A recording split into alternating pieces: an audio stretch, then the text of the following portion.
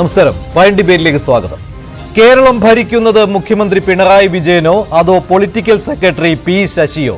ക്രമസമാധാന പാലനത്തിന്റെ ചുമതലയുണ്ടായിരുന്ന ADGP MR Ajith കുമാറിന്റെ criminal പ്രവർത്തനത്തിന് പി ശശിയുടെ ഒത്താശയുണ്ടെന്ന് ഭരണപക്ഷ MLA ആയ PV അൻവർ പറയുമ്പോൾ കേരളത്തിലെ ജനങ്ങൾ എങ്ങനെ സുരക്ഷിതരായിരിക്കും?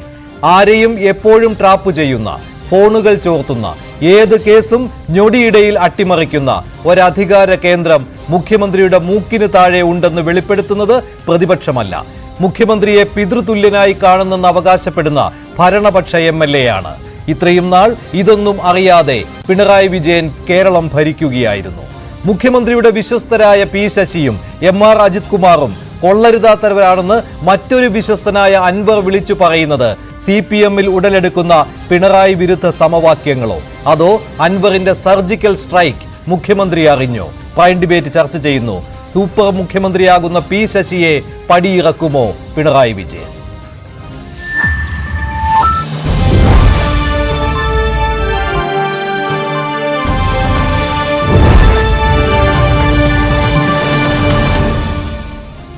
പ്രൈം ഡിബേറ്റിൽ BJP വക്താവ് ശ്രീ സന്ദീപ് വാചസ്പതി, യൂത്ത് ലീഗ് ദേശീയ general secretary Shri Faisal Babu, CPM സഹയാത്രികൻ ഡോക്ടർ B ജയരാജ്, സാമൂഹ്യ നിരീക്ഷകനും ഇടതു നിരീക്ഷകനുമായ ശ്രീ NM പിയേഴ്സൺ എന്നിവരാണ് ചേരുന്നത്. ആദ്യം ശ്രീ സന്ദീപ് വാചസ്പതി, ഇതിപ്പോൾ രണ്ട് തരത്തിൽ പറയാം. ഒന്നുകിൽ മുഖ്യമന്ത്രി അറിഞ്ഞ്, അല്ലെങ്കിൽ മുഖ്യമന്ത്രി അറിയാതെ. PV അൻവറിന്റെ ഈ വെളിപ്പെടുത്തലുകൾ കാരണം ഈ മൂന്ന് പേരും, ഈ കഥാപാത്രങ്ങളായി വരുന്ന മൂന്ന് പേരും, PV അൻവർ, MR അജിത് കുമാർ, അതുപോലെ തന്നെ പി ശശി, ഇവരെല്ലാം മുഖ്യമന്ത്രിയുടെ വിശ്വസ്തരാണ്.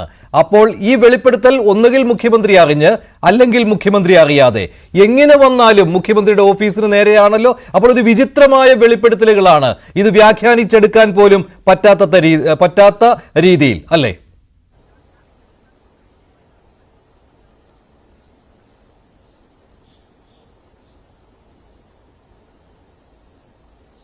സന്ദീപ്, കേൾക്കാമോ?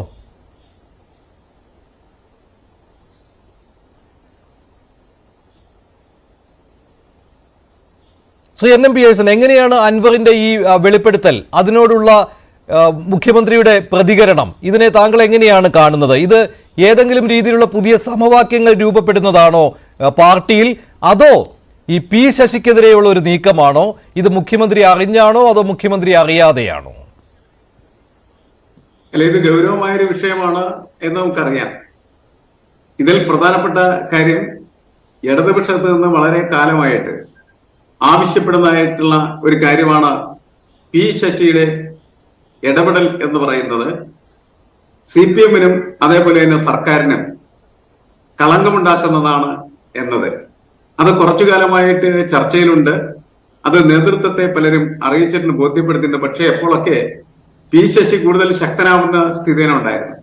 ഇപ്പോൾ സൂചിപ്പിക്കപ്പെടുന്ന ADGP-യും അതേപോലെ പി ശശിയും എന്ത് കാര്യങ്ങൾ ചെയ്യാനും കരുത്തരാണ് എന്ന തരത്തിലാണ് നീക്കങ്ങളെല്ലാം നടന്നിരുന്നത്. പിണറായിയെ സംബന്ധിച്ചിടത്തോളം അദ്ദേഹം പറയുന്നത് കേൾക്കുന്ന പോലീസ് ഉദ്യോഗസ്ഥരാണ്, അദ്ദേഹത്തിന് വിശ്വസ്തനായിട്ടുള്ള പോലീസ് ഉദ്യോഗസ്ഥനായിട്ട് മാറുന്നത്. പക്ഷെ കാര്യങ്ങളെല്ലാം ഇപ്പോൾ മൊത്തം മാറി മറിയുന്നു. പ്രധാനപ്പെട്ട കാരണം CPM-ന്റെ സംസ്ഥാന സമ്മേളനത്തിന് തുടക്കം കുറിക്കുന്ന ബ്രാഞ്ച് സമ്മേളനങ്ങൾ ആരംഭിച്ചതാണ്. സ്വാഭാവികമായിട്ടും സഹാക്കൾ ഈ വിഷയങ്ങളെല്ലാം ചർച്ചയ്ക്ക് വെക്കും. അങ്ങനെ ചർച്ചയ്ക്ക് വെക്കുന്ന സമയത്ത് പാർട്ടിയുടെ നേതൃത്വം ആ സമ്മേളനങ്ങളിൽ എത്തുകയും അതിന് മറുപടി പറയാൻ ബാധ്യസ്ഥരായി തീരുകയും ചെയ്യും. അപ്പോൾ പ്രത്യയശാസ്ത്രപരമായിട്ടും ഇടതുപക്ഷ നിലപാടിന് അനുസൃതമായിട്ടുള്ള രീതിയിലും മറുപടി കൊടുക്കണമെങ്കിൽ സമൂഹത്തിൽ നിന്ന്, പ്രത്യേകിച്ച് ഇടതുപക്ഷ പ്രവർത്തകരിൽ നിന്നൊക്കെ ഉയർന്നു വരുന്ന അതിശക്തമായിട്ടുള്ള ആവശ്യങ്ങളോടുള്ള ഈ സർക്കാരിന്റെയും അതുപോലെ പാർട്ടിയുടെയും പ്രതികരണം എന്താണ് എന്നത് പ്രധാനപ്പെട്ടതാണ്. ശരിയാണ്, അൻവർ ഉന്നയിച്ചിരിക്കുന്ന ആരോപണം ഗുരുതരമാണ്. അത് അവസാനം എത്തിച്ചേരുന്നത് നേരെ മുഖ്യമന്ത്രിയുടെ മുനയിലേക്ക് തന്നെയാണ്. പക്ഷേ മുഖ്യമന്ത്രി പെട്ടെന്ന് അദ്ദേഹത്തിന്റെ വിശ്വസ്തനായിട്ടുള്ള ADGP-യെ കൈയൊഴിഞ്ഞ വാർത്തയാണെന്ന് നമ്മൾ കേട്ടത്. അത് പോലീസ് സമ്മേളനത്തിൽ തന്നെ വെച്ചാണ് അദ്ദേഹം ADGP-ക്കെതിരായിട്ടുള്ള അന്വേഷണം ആരംഭിക്കുന്നു എന്നുള്ള കാര്യം പ്രഖ്യാപിച്ചത്. എന്നുവെച്ചാൽ ആർക്കും ഇനിയും മുന്നോട്ട് പോകാനായിട്ട് പഴയതുപോലെ പറ്റില്ല എന്ന സൂചന CPM-ന്റെ പാർട്ടി നേതൃത്വത്തിൽ നിന്ന് തന്നെ പുറത്തു വരുന്നു എന്ന സംശയം നമുക്കുണ്ടാകാവുന്ന തരത്തിലാണ്. പാർട്ടി സെക്രട്ടറി കഴിഞ്ഞ ദിവസമാണ് EP ജയരാജനെതിരെ നടപടിയെടുത്തത്. ഒരുപാട് വിഷയങ്ങളുമായി ബന്ധപ്പെട്ട് കുറെ കാലമായിട്ട് നിൽക്കുന്ന വിവാദങ്ങൾക്ക് ഒരു ശമനമായിരുന്നു ആ തീരുമാനം എന്നുള്ള കാര്യം പാർട്ടിക്ക് പറയുന്നത്. പുറത്തെ കാര്യങ്ങൾ അപ്പോ സ്വാഭാവികമായിട്ടും അത്തരം പ്രശ്നങ്ങളുടെ ഒരു പരിഹാരത്തിലേക്ക് പോകുമ്പോൾ പാർട്ടി സെക്രട്ടറി കൂടുതൽ കരുത്തനാവുക എന്ന് പറഞ്ഞാൽ പാർട്ടിക്കകത്ത് സമവാക്യങ്ങൾക്ക് മാറ്റം വരാൻ സാധ്യതയുണ്ട് എന്ന സൂചന പോലും അതിനകത്തുണ്ട്. ശരി, താങ്കൾ ഒരു വിഭാഗീയത വീണ്ടും രൂപപ്പെട്ടു വരുന്നു ഒരിടവേളയ്ക്ക് ശേഷം CPM-ൽ എന്ന രീതിയിലേക്കുള്ള വിലയിരുത്തലിലേക്ക് പോലും പോവുകയാണല്ലോ. ശ്രീ സന്ദീപ് വാചസ്പതി, ഇവിടെ ഈ ആരോപണങ്ങൾ അൻവർ ഉന്നയിക്കുമ്പോൾ അത് MR അജിത് കുമാറും അവിടെ നിന്ന് കടന്ന് P ശശിയിലേക്കും എത്തുന്നു എന്ന് പറയുമ്പോൾ അത് മുഖ്യമന്ത്രിയുടെ ഓഫീസിന് നേരെയും മുഖ്യമന്ത്രിക്ക് നേരെയും തന്നെയാണല്ലോ. അപ്പോൾ MR അജിത് കുമാറിനെ ആ സ്ഥാനത്ത് നിന്ന് മാറ്റിയത് കൊണ്ട് എന്ത് കാര്യം വരാനാണ്? അത് മാത്രമല്ല, അജിത് കുമാറിനെ ഇതിനു മുൻപും വിജിലൻസ് മേധാവി സ്ഥാനത്ത് നിന്ന് മാറ്റിയതാണ്. 4 മാസത്തിന് ശേഷം അജിത് കുമാർ വന്നത് ഏറ്റവും സുപ്രധാനമായ ഒരു പദവിയിലേക്കാണ്. ക്രമസമാധാന പാലന ചുമതലയുള്ള ADGP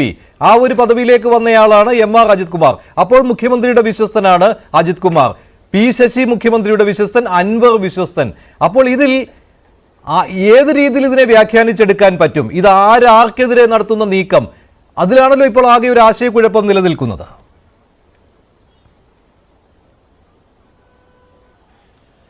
തീർച്ചയായും മഞ്ജുഷ, ഇതിപ്പം ആർക്കെതിരെ നടത്തുന്ന നീക്കം എന്നത് തീർച്ചയായും അതൊരു രാഷ്ട്രീയ വിദ്യാർത്ഥികൾക്ക് അല്ലെങ്കിൽ രാഷ്ട്രീയ മേഖലയിലുള്ളവർക്കൊക്കെ കൗതുകവും ആശങ്കയും ഉണർത്തുന്ന ഒരു ചോദ്യമാണ്. പക്ഷെ ഒരു സാധാരണ പൗരൻ എന്ന നിലയിൽ നമ്മെ ആശങ്കപ്പെടുത്തുന്നത് എന്താണ്? ഇത് ആർക്കെതിരെ നടത്തുന്നു എന്നതിനപ്പുറത്തേക്ക് അൻവർ പറഞ്ഞ കാര്യങ്ങൾ സത്യത്തിൽ ഏതൊരു പൗരനും ഭയാശങ്കയോടെ അല്ലാതെ കേൾക്കാൻ പറ്റുമോ? അൻവർ എന്താണ് പറഞ്ഞത്? മുഖ്യമന്ത്രിയുടെ ഓഫീസ് ഇടപെട്ടാൽ, അതായത് ഈ ADGP അജിത് കുമാറിന്റെ നേതൃത്വത്തിൽ മുഖ്യമന്ത്രിയുടെ സഹപ്രവർത്തകരുടെ പോലും ടെലിഫോൺ ചോർത്തുന്നു. 1. 2, കേരളത്തിലെ മാധ്യമ പ്രവർത്തകരുടെയും പ്രതിപക്ഷ നേതാക്കന്മാരുടെയും ഫോൺ ചോർത്തുന്നു. ഇത് കേരളം ആശങ്കയോടുകൂടി ചർച്ച ചെയ്യേണ്ട ഒരു വിഷയമല്ലേ? എന്തായിരുന്നു നമ്മളൊരു 6 അല്ലെങ്കിൽ 1.5 വർഷക്കാലം മുമ്പ് സ്വകാര്യത സംരക്ഷിക്കുന്നതുമായി ബന്ധപ്പെട്ട് കേരളത്തിന്റെ തെരുവുകളിൽ ഇറങ്ങിയ, അല്ലെങ്കിൽ ഇന്ത്യയിൽ തന്നെ ദില്ലി അടക്കമുള്ള തെരുവുകളിൽ ഇറങ്ങിയ ഒരു പാർട്ടിയല്ലേ കേരളം ഭരിക്കുന്നത്? CPIM എപ്പോഴും പുരപ്പുറത്ത് കയറിയതെന്ന് പറഞ്ഞൊരു കാര്യം എന്താണ്? വ്യക്തിയുടെ സ്വകാര്യത എന്ന് പറയുന്ന ആൾക്കാർ മന്ത്രിസഭയുടെ സഹപ്രവർത്തകരുടെ പോലും ടെലിഫോൺ ചോർത്താൻ ഒരു ADGPക്ക് കഴിയുന്നു. അത് ഒന്നാമത്തെ വിഷയം. രണ്ടാമത്തെ വിഷയം, ഇവിടുത്തെ കേരളത്തിലെ മാധ്യമ പ്രവർത്തകരോ കഴിഞ്ഞ ദിവസങ്ങളിൽ നടന്ന ചർച്ചകളിലോ പുറത്തു വന്നില്ല എന്ന് എനിക്ക് തോന്നിയ ഒരു കാര്യം, ആ വാർത്താ സമ്മേളനത്തിനിടയിൽ അൻവർ പറഞ്ഞ വലിയൊരു കാര്യമുണ്ട്. ADGPയുടെ ഭാര്യയുടെ ടെലിഫോൺ താൻ ചോർത്തിയെന്ന്.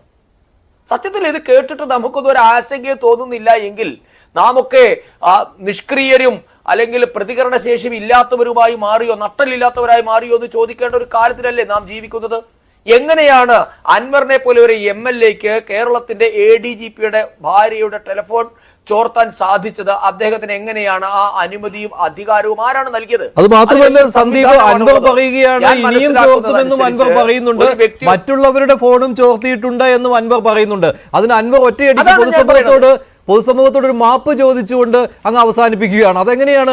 ഒരു MLA ഫോൺ ചോർത്തുന്നു എന്ന് പറയുമ്പോൾ, MLA അല്ല ആരായിക്കോട്ടെ, സ്വയം സമ്മതിക്കുന്നു എന്നിട്ട് പൊതുസമൂഹത്തോടൊരു മാപ്പ് പറഞ്ഞാൽ തീരുന്ന പ്രശ്നമാണോ? നമ്മളൊക്കെ ഇത് എവിടെയാണ് ജീവിക്കുന്നത് എന്നാണ് അറിയാൻ വയ്യാത്തത്. അത് മാത്രമല്ല, മുമ്പൊക്കെ ഫോൺ ചോർത്തൽ നടന്നിട്ടുണ്ട്, അത് ശരിയാണ്. ഈ ഭരണതലത്തിലൊക്കെ ഫോൺ ചോർത്തൽ നടക്കുന്നതാണ്, അത് നടന്നിട്ടുണ്ട്. ഈ CPM-ൽ തന്നെയാണെങ്കിൽ ഈ വിഭാഗീയത കൊടികുത്തി വാണ്ടിരുന്ന ഒരു കാലത്ത് അങ്ങനെ നടന്നിട്ടുണ്ട്.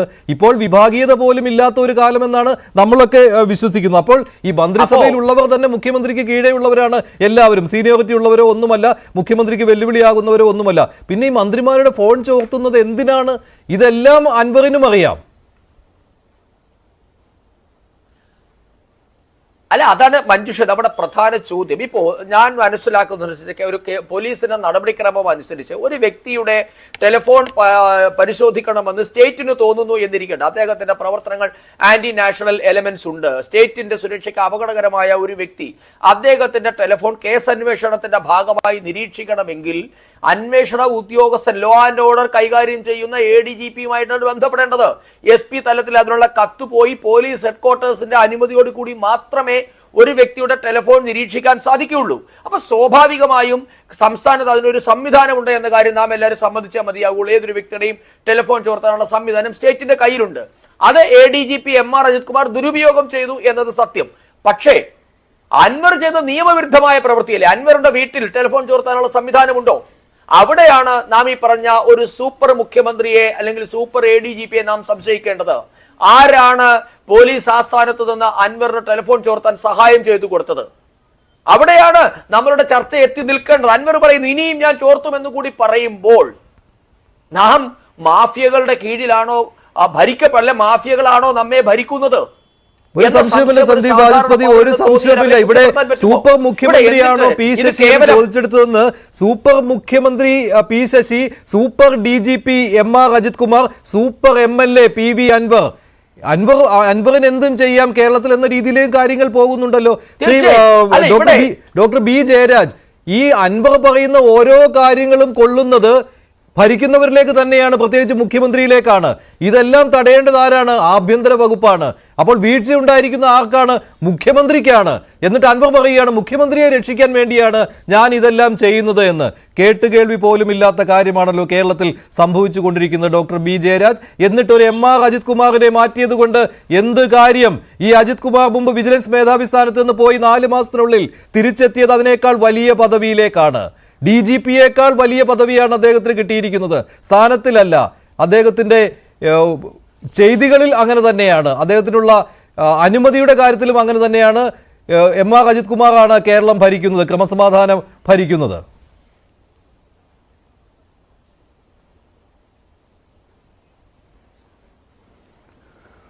മഞ്ജുഷ്, ഇതിനകത്തുള്ള ഒരു പ്രധാനപ്പെട്ട വിഷയം എന്ന് പറയുന്നത് ഈ ആരോപണങ്ങളൊക്കെ ഉന്നയിക്കുമ്പോൾ ഈ ഫോൺ ചോർത്തൽ വിവാദം ഇന്നും ഇന്നലെ ഒന്നും തുടങ്ങിയതല്ലോ.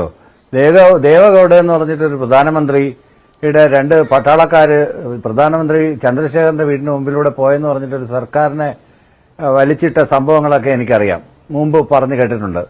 അത് മാത്രമല്ല നമ്മൾ വാർത്തയിലൊക്കെ വായിച്ചിട്ടുള്ളതാണ്. അതിനുശേഷം പിന്നെ കുറച്ചുകൂടെ ഹൈടെക് ആയിട്ട് ഇസ്രായേലിൽ നിന്നൊരു സോഫ്റ്റ്വെയർ വരുത്തിയിട്ടാണ് BJP നേതാക്കന്മാര് ഈ പ്രതിപക്ഷ നേതാക്കളുടെ ഫോൺ സംഭാഷണമൊക്കെ ചോർത്തിയിട്ടുള്ളത്.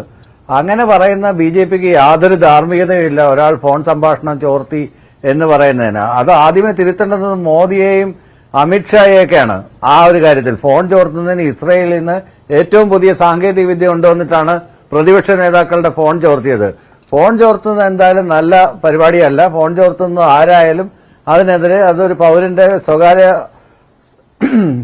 സ്വകാര്യങ്ങളിലേക്കുള്ള കൈകടത്തലാണ്. അതൊന്നും ശരിയായ നടപടിയല്ല ആരാണെങ്കിലും. പിന്നെ അൻവർ എന്ന് പറയുന്നത് CPMന്റെ ചിഹ്നത്തിൽ മത്സരിച്ച ഒരാളായിരിക്കാം, പക്ഷെ പാർട്ടി മെമ്പറൊന്നുമല്ല അൻവർ എന്ന് പറയുന്ന ആള്. അപ്പൊ ഇങ്ങനെ വരുന്ന ആളുകൾക്ക് ഇതിന്റെ ഒരു സംഘടനാ സംവിധാനത്തിനെ കുറിച്ച് യാതൊരു ബോധവുമില്ല. വേറെ മറിച്ച് ഇപ്പോൾ പാർട്ടി മെമ്പറായിട്ടുള്ള ഒരാളാണെങ്കിൽ അതിന്റേതായ ഘടകങ്ങളിലാണ് ഇത്തരം വിഷയങ്ങൾ ഉന്നയിക്കേണ്ടത്. അതുകൊണ്ട് ആരാണ് ഇതിനെ കയറൂരി വിട്ടതെന്നുള്ളതൊക്കെ പരിശോധിക്കേണ്ടിയിരിക്കുന്നു. അതിനോടൊപ്പം തന്നെ ക്രിമിനലുകൾ പോലീസ് നെക്സസ് എന്ന് പറയുന്നത് കേരളത്തിൽ പുതിയതായിട്ടൊന്നുമല്ല. ജയറാം പടിക്കലിന്റെ കാലം ഡോക്ടർ B ജയരാജ്, അല്ലെങ്കിൽ അൻവർ പറഞ്ഞതിനെ തള്ളിക്കളയണം, മുഖ്യമന്ത്രി തള്ളിക്കളയണം. ഇങ്ങനെയൊന്നും അല്ല കേരളത്തിൽ നടക്കുന്നത്. അൻവർ പറഞ്ഞത് പച്ചക്കള്ളമാണെന്ന് പറയണം. അങ്ങനെ പറയാൻ സംസ്ഥാനം ഭരിക്കുന്ന മുഖ്യമന്ത്രിക്ക് എന്തായാലും കഴിയുകയില്ലല്ലോ. അപ്പോൾ അൻവറിനെ ഉൾക്കൊള്ളുകയാണ് ചെയ്യുന്നത്. മാത്രമല്ല അൻവർ നാളെ മുഖ്യമന്ത്രിയെ കാണാൻ പോവുകയാണ്. അദ്ദേഹത്തിന്റെ കയ്യിൽ ഒരുപാട് തെളിവുകൾ ഉണ്ടെന്നാണ് പറയുന്നത്. കുറെ തെളിവുകളൊക്കെ പുറത്തുവിടുകയും ചെയ്തു. ഈ അൻവർ പുറത്തുവിട്ട തെളിവുകൾ എന്ന് പറയുന്നത് അത് ആഭ്യന്തര വകുപ്പിന് കീഴിൽ നടക്കുന്ന ഈ കൊള്ളരുതായ്മകളെ കുറിച്ചാണ്. അപ്പോൾ ഈ അൻവർ സംഘടനാ സംവിധാനത്തിലൂടെ പാർട്ടി ഘടകത്തിൽ ഉന്നയിക്കണമെന്നൊന്നും പറഞ്ഞ് ഒഴിഞ്ഞു മാറാൻ പറ്റുകയില്ല. പാർട്ടി മെമ്പർ അല്ല അൻവർ. മാത്രമല്ല ഇത് എത്ര ദിവസം ഈ CPM പ്രതിനിധികൾ ഇതിൽ നിന്ന് ഒളിച്ചോടും, ഒരു വിശദീകരണം നൽകാതെ ഒളിച്ചോടും. അവർക്ക് ചർച്ചകളിൽ പോലും വന്നിരുന്നു കൊണ്ട് ഇതിനെ ന്യായീകരിക്കുവാൻ പറ്റുകയില്ല. അങ്ങനെ ന്യായീകരിച്ചു കഴിഞ്ഞാൽ അത് നേരെ എത്തുന്നത് മുഖ്യമന്ത്രിയുടെ ഓഫീസിലേക്കാണ്. സ്വർണം പൊട്ടിക്കൽ, സ്വർണ്ണക്കടത്ത്, കൊലപാതകം നിസ്സാരമല്ലല്ലോ. ഒരു ഭരണപക്ഷ MLA ആണ് ഉന്നയിക്കുന്നത്. VD സതീശൻ ഉന്നയിച്ചാൽ പോലും ഇതിൽ പ്രശ്നമില്ല, പ്രതിപക്ഷമാണ്. അങ്ങനെയല്ല ഇവിടെ, ഭരണപക്ഷ MLA ആണ്. അത് മാത്രമല്ല മുഖ്യമന്ത്രിയെ പിതൃതുല്യനായി കാണുന്നയാളാണ്. എന്നെങ്കിലും മുഖ്യമന്ത്രിയെ തള്ളിപ്പറഞ്ഞതായി കേട്ടിട്ടുണ്ടോ PV അൻവർ?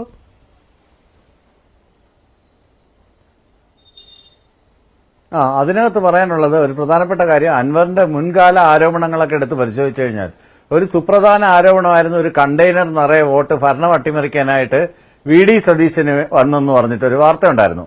ആ വാർത്തയെ തുടർന്ന് അന്വേഷണം നടത്തി അതിന്റെ വിജിലൻസ് അതിനകത്ത് വാസ്തവമില്ല എന്ന് പറഞ്ഞ് തള്ളിയ ഒരു വാർത്തയാണ്. ആ വാർത്ത, ഇത്തരത്തിലുള്ള വാർത്തകൾ അൻവർ കിട്ടുന്ന വാർത്തകളെല്ലാം എടുത്ത് അടിക്കുകയും ചെയ്യുന്നുണ്ട്. അതിന്റെ വാസ്തവം പരിശോധിക്കാതെ നമുക്ക് തീരുമാനങ്ങൾ എടുക്കാൻ പറ്റില്ല. അതുകൊണ്ടാണ് മുഖ്യമന്ത്രി അത്തരം കാര്യങ്ങളിൽ അന്വേഷണം നടത്തിയ തീരുമാനം എടുക്കാൻ പറ്റത്തുള്ളൂ. അതിന്റെ ഭാഗമായിട്ടാണ് എല്ലാ IPS ഉദ്യോഗസ്ഥരുടെ യോഗം വിളിക്കുകയും അടിയന്തരമായിട്ട് റിപ്പോർട്ട് ആവശ്യപ്പെടുകയും ഇത്തരത്തിലുള്ള വിഷയങ്ങളിലുള്ള ആളുകളാണെങ്കിൽ അവരെ ഒഴിച്ചു നിൽക്കുകയാണെങ്കിലും എത്ര വലിയ ഉന്നതനാണെങ്കിലും അത് പി ശശി ആയിക്കോട്ടെ, ഇ.പി. ജയരാജൻ ആയിക്കോട്ടെ, അല്ലെങ്കിൽ മുഖ്യമന്ത്രി തന്നെ ആയിക്കോട്ടെ, പാർട്ടിയുടെ സംവിധാനം അങ്ങനെയാണ്. ഒരു ജനാധിപത്യ വ്യവസ്ഥയിൽ പ്രവർത്തിക്കുന്ന പാർട്ടിയാണ്. മുമ്പ് എല്ലാവരും പറഞ്ഞിരുന്നത് ഒരു ഓട്ടോക്രാറ്റിക് സെറ്റപ്പ് ആണെന്നാണ്. അങ്ങനെ ഒരു ഓട്ടോക്രാറ്റിക് സെറ്റപ്പ് ആയിരുന്നെങ്കിൽ ഇ.പി.യെ പോലുള്ള ഒരാൾ പുറത്തു പോകത്തില്ലായിരുന്നു. അപ്പൊ ഇത്തരത്തിലുള്ള എന്താണ് അതിന് പറയുന്നത്, ക്ലിയറായി കുറെയൊക്കെ തെളിഞ്ഞു വരുന്നുണ്ട്, കുറെയൊക്കെ തിരുത്തി വരുന്നുണ്ട്. പൂർണ്ണമായും തിരുത്തിയെന്നും ഇതെല്ലാം വളരെ സുപ്രധാനമായിട്ട് മാറിയെന്നൊന്നും പറയാൻ പറ്റത്തില്ല. കാരണം നമ്മളിപ്പോ ഒരു സമൂഹത്തിലാണ് ജീവിക്കുന്നത്. ആ സമൂഹത്തിന്റെ എല്ലാ വൃത്തികേടുകളും അല്പാൽപ്പം ഒക്കെ പാർട്ടി മെമ്പർമാരെയും പാർട്ടി അനുഭാവികളെയും പാർട്ടി ഘടനയൊക്കെ ബാധിച്ചിട്ടുണ്ട്. പാർട്ടി അനുഭാവി പാർട്ടി ഘടന അങ്ങനെയൊന്നുമില്ല. ഇത് നേരിട്ട് മുഖ്യമന്ത്രിയുടെ ഓഫീസ് നിയന്ത്രിക്കുന്ന പൊളിറ്റിക്കൽ സെക്രട്ടറി ഈ ക്രിമിനൽ സംഘത്തിനൊപ്പമാണ് എന്ന് ഒരു ഭരണപക്ഷ MLA ആരോപണം ഉന്നയിക്കുകയാണ്. അതിനെ തടയുവാനോ പ്രതിരോധിക്കുവാനോ എന്തായാലും ഇപ്പോഴത്തെ ഒരു രീതി വെച്ചുകൊണ്ട് CPM-ന് കഴിയുകയില്ല. കാരണം ഒന്നുകിൽ തള്ളിപ്പറയണം അൻവറിനെതിരെ നടപടിയെടുക്കണം. പാർട്ടി മെമ്പർ അല്ലാത്തതുകൊണ്ട് അങ്ങനെയൊന്നും സാധിക്കുകയില്ല. പക്ഷെ പരസ്യമായിട്ട് PV അൻവറിനെ തള്ളിപ്പറയണം. അതിന് സാധിക്കുമോ? ഇല്ലല്ലോ. എന്തായാലും അൻവർ പറഞ്ഞതിൽ ശരിയുണ്ട് എന്ന് തന്നെയല്ലേ പാർട്ടിയുടെയും കണക്കുകൂട്ടൽ? അല്ല, PV അൻവർ ഒരു ആരോപണം കൊണ്ടുവന്നു. അല്ല, ഒരു അന്വേഷണം നടത്തിയതിനു ശേഷം മാത്രമേ നമുക്ക് we cannot jump into conclusions and say that this man is culprit or that man is culprit. ശരി, ശ്രീ ഫൈസൽ ബാബു PV അൻവർ വെറുതെ ഉണ്ടയില്ല വെടിവെച്ച് പോകുന്നതാണ് എന്നുള്ള നിലപാട് താങ്കൾക്കുണ്ടോ? അങ്ങനെയുണ്ടോ? ഇപ്പോൾ അൻവർ ഇനി മറ്റൊരു രാഷ്ട്രീയ പാർട്ടിയിലേക്ക് പോകുവാൻ ഒരുങ്ങി നിൽക്കുകയാണോ എന്നുള്ള ചോദ്യമൊക്കെ കഴിഞ്ഞ ദിവസം വന്നിരുന്നു. പക്ഷെ അത് അപ്രസക്തമായ ചോദ്യമാണെന്നാണ് എനിക്ക് തോന്നുന്നത്. അൻവർ തന്നെ ഉടൻ തന്നെ അദ്ദേഹം ഏത് പ്രസ്ഥാനത്തോടൊപ്പമാണ് അദ്ദേഹം എന്നുള്ള കാര്യം ഫേസ്ബുക്കിൽ പോസ്റ്റ് ഇടുകയും ചെയ്തിരുന്നു. അങ്ങനെയായിരുന്നുവെങ്കിൽ, ഇപ്പോൾ മറ്റൊരു പാർട്ടിയിലേക്ക് പോകുവാൻ ഒരുങ്ങി നിൽക്കുന്ന ഒരാളായിരുന്നുവെങ്കിൽ ആരോപണം എന്ന് പറയാമായിരുന്നു. ഇത് പക്ഷേ അൻവർ കണ്ടെത്തിയ കാര്യങ്ങൾ തന്നെ വെളിപ്പെടുത്തുകയാണല്ലോ ചെയ്തുകൊണ്ടിരിക്കുന്നത്. അല്ല എന്നുള്ള നിലപാട് താങ്കൾക്കുണ്ടോ?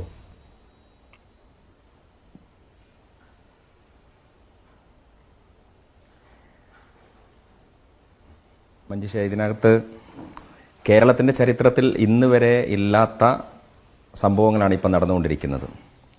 ഇപ്പം ഇടതുപക്ഷം എപ്പോഴും ഞങ്ങളെ ഐക്യജനാധിപത്യ മുന്നണിയെ പറയാറുള്ളത് ഒരു വലതുപക്ഷ പാർട്ടി എന്നാണ്. ഈ വലതുപക്ഷ പാർട്ടി എന്ന് പറയുമ്പോൾ അവർ അർത്ഥമാക്കുന്ന അവരുടെ ആരോപണങ്ങളുണ്ട് എന്ന് പറഞ്ഞു കഴിഞ്ഞാൽ അതിനകത്ത് കൃത്യമായ അച്ചടക്കമുണ്ടാകില്ല. ഞങ്ങളൊരു കേഡർ സംവിധാനത്തിൻ്റെ പാർട്ടിയാണ്, അച്ചടക്കത്തിൻ്റെ ഇരുമ്പുമറയിലാണ് എന്നൊക്കെയുള്ള അവകാശവാദങ്ങളാണ് എല്ലാ കാലത്തും ഈ ഇടതുപക്ഷ ജനാധിപത്യ മുന്നണിക്കും അതിന് നേതൃത്വപരമായ പങ്കുവഹിക്കുന്ന CPIM പാർട്ടിക്കുമൊക്കെ ഉള്ളത്. അങ്ങനെ കേരളത്തിൻ്റെ ചരിത്രത്തിൽ ഇടതു ഭരണത്തിൻ്റെ കൂട്ടത്തിൽ ഒരു പക്ഷേ സ്റ്റാലിൻ സ്റ്റൈലിൻ്റെ എല്ലാ രീതികളും സ്വയം ആവാഹിച്ച ഒരു പവർഫുൾ ബിൽട്ടപ്പ് എന്ന് PR ക്യാമ്പയിനിലൂടെ ഒക്കെ വളർത്തിയെടുത്ത്, അത് PR മാത്രമല്ല, അദ്ദേഹത്തിന്റെ രീതികളൊക്കെ നമുക്ക് കഴിഞ്ഞ കാലങ്ങളിൽ ശ്രീ പിണറായി വിജയൻ എന്ന് പറയുന്ന പൊതുപ്രവർത്തകൻ കേരളത്തിലുണ്ടല്ലോ, അദ്ദേഹത്തിന്റെ രീതികളൊക്കെ അങ്ങനെയായിരുന്നു. ഗളച്ഛേദം ചെയ്യാന്നൊക്കെ പറയില്ല, തല അരിഞ്ഞു മാറ്റുക എന്നുള്ളതാണ്. ഇപ്പോൾ VS അച്യുതാനന്ദൻ അടക്കമുള്ള ആളുകളോട് ശ്രീ പിണറായി വിജയൻ എടുത്ത നിലപാട് നമുക്കറിയാം. അങ്ങനെ ഒരു ബോൾഡ് സ്റ്റെപ്പ് എടുക്കുന്ന പവർഫുൾ ആയിട്ടുള്ള ഒരു ലീഡറാണ്, അങ്ങനെ ഒരു ഇമേജാണ് ശ്രീ പിണറായി വിജയന് രാഷ്ട്രീയ കേരളം കൽപ്പിക്കുന്നത്. ഇപ്പോൾ ഈ നടക്കുന്ന സംഭവവികാസങ്ങളൊക്കെ ഒറ്റ വരിയിൽ പറഞ്ഞാൽ ഇത് മിസ്മാനേജ്മെന്റ് ആണ്, ഭരണത്തിന്റെ കെടുകാര്യസ്ഥതയാണ്. ഈ വകുപ്പ് കൈകാര്യം ചെയ്യുന്നത് മറ്റൊരു മന്ത്രിയല്ല, ചീഫ് മിനിസ്റ്റർ തന്നെയാണ്. കേരളത്തിന്റെ മുഖ്യമന്ത്രിയാണ് ഇതൊക്കെ കൈകാര്യം ചെയ്തത്. ആ മുഖ്യമന്ത്രിയുടെ ഓഫീസ് കഴിഞ്ഞ 2 തവണകളായി 2 ടേമുകളിലായി വിവാദത്തിന്റെ ചുഴിയിലാണ് എന്നുള്ളതാണ്. മുഖ്യമന്ത്രിയുടെ ഓഫീസുമായി ബന്ധപ്പെട്ട വാർത്തകളൊന്നും നമ്മൾ കേട്ടത് ശുഭകരമായ വാർത്തകളായിരുന്നില്ല എന്നതാണ്. എനിക്കിപ്പോഴും മനസ്സിലാവാത്തത്, അൻവർ ഇങ്ങനെ ഒരു പ്രശ്നം പറയേണ്ടത് ആ പാർട്ടി വേദികളിലാണല്ലോ. അൻവറിനെ പോലുള്ള ആളുകൾക്ക് പാർട്ടി യോഗങ്ങളിലേക്ക് പ്രവേശനമുണ്ടാകില്ല. നമുക്കറിയാം, അൻവറും നമ്മളെ ജലീൽ സാറും ഒക്കെ ഉൾക്കൊള്ളുന്ന ഒരു വിഭാഗം എന്ന് പറയുന്നത് അത് വേറൊരു രീതിയിലാണ് അതിനെ ട്രീറ്റ് ചെയ്യുന്നത്. പക്ഷേ അവർക്ക് ഭരണത്തിന്റെ തലവൻ എന്ന നിലയിൽ മുഖ്യമന്ത്രിയിലേക്ക് നേരിട്ട് പ്രവേശനമുണ്ടല്ലോ. ഇപ്പോൾ അൻവർ മുഖ്യമന്ത്രിയെ പോയി കാണുമെന്നാണ് പറയുന്നത്. ഈ വിവാദങ്ങളൊക്കെ ഉണ്ടായി, മാധ്യമങ്ങൾ വലിയ രീതിയിൽ ചർച്ചയായി, പൊതുസമൂഹത്തിന്റെ മുന്നിലേക്ക് ഈ സംഭവങ്ങളൊക്കെ കടന്നു വരുന്നു. അതിനുശേഷം മുഖ്യമന്ത്രിയെ കാണാൻ പോകുന്നു എന്നാണ് പറയുന്നത്. അപ്പോൾ വലതുപക്ഷ പാർട്ടികളിൽ പോലും കാണാത്ത തലത്തിലുള്ള പ്രവണതകളാണ് നമ്മളിപ്പോൾ കണ്ടുകൊണ്ടിരിക്കുന്നത്. അദ്ദേഹം തന്റെ ടീം ലീഡറോട് പറഞ്ഞ് ഇതിന്റെ ഗൗരവം ബോധ്യപ്പെടുത്തി ഇതിനെ നിയന്ത്രിക്കണം എന്ന് പറയേണ്ടുന്ന ഒരു ഓപ്ഷൻ ഉണ്ടായിരുന്നു. അത് അൻവർ ചെയ്തോ? അങ്ങനെ ചെയ്തിട്ട് ഒരുപക്ഷെ മുഖ്യമന്ത്രി അത് ഉൾക്കൊണ്ടിട്ടുണ്ടായിരിക്കില്ല. അല്ലെങ്കിൽ അൻവറിനോട് പറഞ്ഞിട്ടുണ്ടാകാം, ഐ ആം അബ്സല്യൂട്ട്ലി ഹെൽപ്ലെസ്, അൻവറെ എനിക്കൊന്നും ചെയ്യാൻ പറ്റുന്നില്ല, കേരളത്തിന്റെ പോലീസ് എന്നെ അനങ്ങാൻ വിടുന്നില്ല, അതുകൊണ്ട് നീ പുറത്തുപോയി പൊട്ടിച്ചോ എന്ന് മുഖ്യമന്ത്രി കൊടുത്ത കൊട്ടേഷന്റെ ഭാഗമായിട്ടാണോ അൻവർ ഇത് പറയുന്നത്? ഏത് വിധേനയാണെങ്കിലും പൊതുജനത്തിന് എത്താൻ പറ്റുന്ന കൺക്ലൂഷൻ എന്ന് പറയുന്നത്, ഞങ്ങൾക്ക് പോലീസിനെ ഭരിക്കാൻ, കേരളത്തിന്റെ ഭരണം കൈയാളാൻ സാധ്യമല്ല എന്ന് ഒരു ഭരണകൂടം സ്വയം വിളിച്ചു പറഞ്ഞുകൊണ്ടിരിക്കുകയാണ്. ആ വിളിച്ചു പറയുന്നത് അൻവറിന്റെ ഓരോ പത്രസമ്മേളനങ്ങളും അതാണ്. നാട്ടുകാർക്ക് തിരിച്ചൊരു ചോദ്യം ഉണ്ടല്ലോ, ആരാണ് ഇതിന്റെ കൈകാര്യം ചെയ്യേണ്ടത്? ആരാണ് ഇവരെ നിലക്ക് നിർത്തേണ്ടത്? ഈ പോലീസിനെ. അൻവർ പറഞ്ഞ ആരോപണങ്ങൾ എത്ര ഗുരുതരമായ ആരോപണങ്ങളാണ്. ആ ആരോപണങ്ങളിൽ കൊലപാതകമുണ്ട്, ആ ആരോപണങ്ങളിൽ സ്വർണ്ണക്കടത്തുണ്ട്, ആ ആരോപണങ്ങളിൽ കയ്യേറ്റമുണ്ട്, ആ ആരോപണങ്ങളിൽ പല അർത്ഥത്തിലും BJPയുടെ കൊട്ടേഷനുണ്ട്, RSSന്റെ സ്ക്രിപ്റ്റ് നടപ്പിലാക്കി കൊടുക്കുന്ന പരിപാടികളുണ്ട്. ഈ തൃശൂർ പൂരം അടക്കമുള്ള കാര്യങ്ങൾ RSSന്റെ കൊട്ടേഷൻ നടപ്പിലാക്കിയെന്നാണ്. അങ്ങനെ RSSന്റെയും BJPയുടെയും കൊട്ടേഷൻ നടപ്പിലാക്കുന്ന സമയത്ത് RSSനെയും BJPയെയും തടുക്കാനും പ്രതിരോധിക്കാനും ഞങ്ങളാണ് മിടുക്കന്മാർ എന്ന് പറയുന്ന മാർക്സിസ്റ്റ് പാർട്ടി CPM അവർ ഭരിക്കുന്ന സോളാർ കേസിന്റെ കാര്യം വരുമ്പോൾ അതിൽ പ്രതിപക്ഷത്തെ സഹായിക്കുവാനും ശ്രമിച്ചു എന്നുണ്ട്. അവിടെയും MR അജിത് കുമാറിന്റെ ഉണ്ട്. മുഖ്യമന്ത്രിയെ കാണുവാൻ അനുവദിച്ചില്ല എന്നുള്ളത് ആ പരാതിക്കാരി തന്നെ പറയുന്നു. അതല്ല, അൻവറും അത് തന്നെ പറയുകയാണ്. അതാണല്ലോ ഇന്ന് അൻവറിന്റെ പുതിയ വെളിപ്പെടുത്തൽ. സോളാർ കേസിനെ കുറിച്ചായിരുന്നു. അവിടെ രക്ഷപ്പെടുന്നത് ഇപ്പോഴത്തെ പ്രതിപക്ഷമാണല്ലോ. KCയുടെ ഒക്കെ പേരും പറയുന്നുണ്ടായിരുന്നു.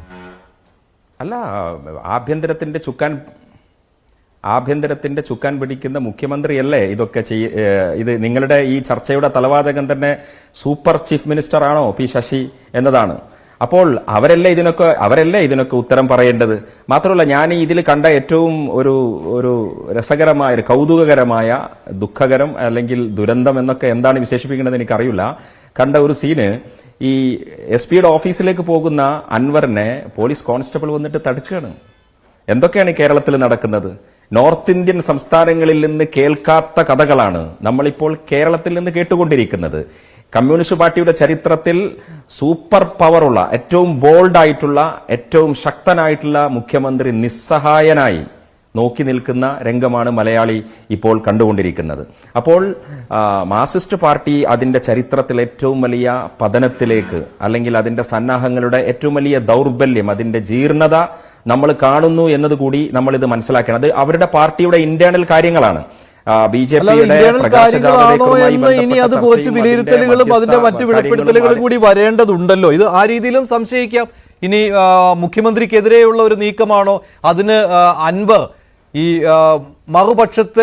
മറുപക്ഷത്തോടൊപ്പം പ്രവർത്തിക്കുകയാണോ, ഇതെല്ലാം ഇനി വെളിപ്പെട്ട് വരുന്ന കാര്യമാണ്. അത് പിന്നെ മറ്റൊരു കാര്യമുണ്ട്, താങ്കൾ പറഞ്ഞ ഒരു കാര്യം, മുഖ്യമന്ത്രിയുടെ അറിവോടുകൂടി അൻവർ വന്നിങ്ങനെ മാധ്യമങ്ങളെ കാണുന്നു, അതുമുണ്ട്. അതെല്ലാം ഈ പാർട്ടിയിലെ ഉടലെടുത്ത് വരുന്ന പുതിയ സമവാക്യങ്ങൾക്ക് അനുസരിച്ചാണോ എന്നുള്ളതാണ്. പക്ഷെ അത് ഇനി വരും ദിവസങ്ങളിലേ അത് വ്യക്തമാവുകയുള്ളൂ. സന്ദീപ് വാചസ്പതി, ഇവിടെ ഫൈസൽ പറഞ്ഞ ഒരു കാര്യമുണ്ട്, ഈ തൃശൂർ പൂരം അലങ്കോലമാക്കി അങ്ങനെ അതുവഴി BJPക്ക് തൃശ്ശൂരിൽ നേട്ടമുണ്ടാക്കുവാനുള്ള ഒരു ശ്രമം നടന്നു.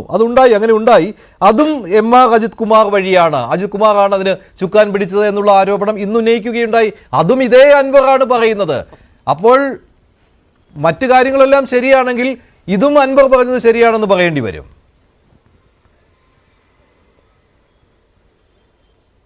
അതെങ്ങനെയാണ് മഞ്ജുഷേ? ഈ തൃശ്ശൂരിലെ ജനവിധി നിങ്ങൾ ഇകഴ്ത്തി കാണിക്കുക എന്ന് പറഞ്ഞാൽ ജനങ്ങളെ അപഹസിക്കുകയല്ലേ? തൃശ്ശൂർ പൂരത്തിൽ ഒരു വിഷയം ഉണ്ടായതോടുകൂടി എല്ലാവരും BJPക്ക് അങ്ങോട്ട് ചെയ്ത് നമ്മൾ എന്താ ഉദ്ദേശിക്കുന്നത് എനിക്ക് മനസ്സിലാവുന്നില്ല. തൃശ്ശൂരിലെ ജനങ്ങളുടെ ബുദ്ധിശക്തിയെ, അവരുടെ വിവേചന ചിന്തയെ, ജനാധിപത്യ ബോധത്തേക്ക് ഇത്രമാത്രം താഴ്ത്തിക്കെട്ടേണ്ടതുണ്ടോ? അപ്പോൾ നിങ്ങൾ ഇവിടെ ADGP കൊലപാതകം ചെയ്തു എന്ന് പറഞ്ഞാൽ അത് പ്രശ്നമല്ല. ഏത് കൊലപാതകമാണ് ചെയ്തത് ADGP പറയണ്ടേ? തൃശ്ശൂരിൽ BJPക്ക് വേണ്ടി പൂരം കലക്കി എന്ന് പറയുന്നതാണോ കേരളം ചർച്ച ചെയ്യേണ്ടത്? എനിക്ക് മനസ്സിലാവുന്നില്ല. അത് ചർച്ച ചെയ്യേണ്ടത് നമുക്ക് ചർച്ച ചെയ്യാം, ഞങ്ങൾക്ക് അതിനകത്ത് ഒരു പേടിയില്ല. പക്ഷേ തൃശ്ശൂരിലെ ജനങ്ങളെ നിങ്ങൾ ഇകഴ്ത്തരുത്. അതിനു മുൻപ് ഞാനിവിടെ CPMന്റെ പ്രതിനിധിയായിട്ട് വന്നിരിക്കുന്ന ആൾ പറഞ്ഞ ചില 1-2 കാര്യങ്ങൾ പറഞ്ഞോട്ടെ. അദ്ദേഹം പറയാണ്, ടെലിഫോൺ ചോർത്തുന്നതിന് അമിത്ഷായെയും നരേന്ദ്രമോദിയെയും, എൻ്റെ സുഹൃത്തെ, താങ്കൾ ഈ നാട്ടിൽ ജീവിക്കുന്ന ഒരാളാണെന്നാണ് ഞാൻ മനസ്സിലാക്കുന്നത്. കേരളം അടക്കമുള്ള സംസ്ഥാനങ്ങളിൽ രാജ്യരക്ഷയ്ക്ക് വേണ്ടി പൗരന്മാരുടെ ടെലിഫോൺ ചോർത്താനുള്ള സംവിധാനങ്ങൾ സർക്കാർ ഏജൻസികളുടെ കയ്യിലുണ്ട് എന്ന് താങ്കൾക്ക് അറിയില്ലേ? നരേന്ദ്രമോദി അമിത്ഷായും അവരുടെ വീട്ടിൽ കൊണ്ടുവച്ച് അൻവർ ചെയ്തതുപോലെ ചെയ്തതല്ല സർ. വെറുതെ ന്യായീകരിക്കാനാണെങ്കിൽ പോലും വന്നിരുന്നിട്ട് സെൽഫ് ഗോൾ അടിക്കരുത്. അവർ ആഭ്യന്തരമന്ത്രിയും പ്രധാനമന്ത്രിയുമാണ്. രാജ്യസുരക്ഷയ്ക്ക് വേണ്ടി ഇസ്രയേലിൽ നിന്നല്ല, അമേരിക്കയിൽ നിന്നല്ല, ലോകത്തിന്റെ ഏത് കോണിൽ നിന്നും സുരക്ഷാ ഉപകരണങ്ങൾ കിട്ടിയാലും ചിലപ്പോൾ ഭാരതം വാങ്ങും.